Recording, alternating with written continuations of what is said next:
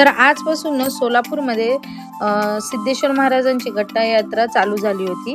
तर मी त्याचाच काही तुम्हाला व्ह्यूज दाखवते. काय मी डिटेलमध्ये एवढं शेअर केलेलं नाही आहे, कारण आज मकर संक्रांत होती आणि भरपूर अशी गर्दी होती.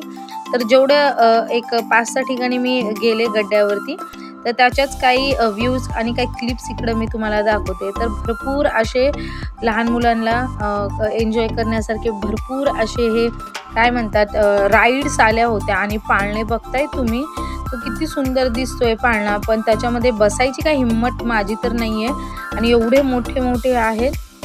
हल्ली ना इंस्टाग्राम, फेसबुक किंवा इतर काही सोशल मीडिया प्लॅटफॉर्मवर हे वेगवेगळ्या दुर्घटना येत आहेत ना, की पाळण्यातून असं झालं तसं झालं, ते बघून बसायला ना भीती वाटते मला.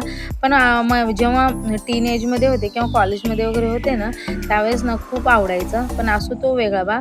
आता सोहमचं बघा, हे काय मला माहीत नाही, पण हे व्हिजन आहे म्हणे आणि तो ना म्हणे मला बघायचंच आहे आणि ह्याला काहीतरी ₹100 तिकीट होतं. पण त्याच्या ना तोंडावरचे जे रिॲक्शन होते ते पाहून आम्हाला एवढं हसायला येत होतं.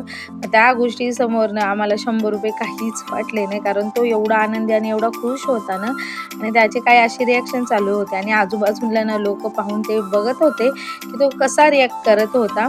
पण मला तर ना त्याला बघून खूप हसायला येत होतं आणि काळजी पण वाटत होते. मधूनच काहीतरी भयंकर त्याच्या असं समोर त्याच्या आले की तो घाबरल्यासारखं सुद्धा करत होता.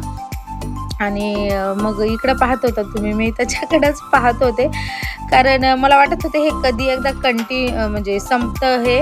पण त्याचं असं होतं की नाही, मला अजून पाहायचं आहे, मला अजून पाहायचं आहे. पण इकडे काहीतरी डायनोसॉरची थीम होती, म्हणजे काय त्यांना डायनोसॉर वगैरे दिसत होते. हे बघा कसा करतोय हात वगैरे, असं त्याला वाटत होतं की ते समोरच आहेत का, आणि मग भरपूर हसायला येत होतं.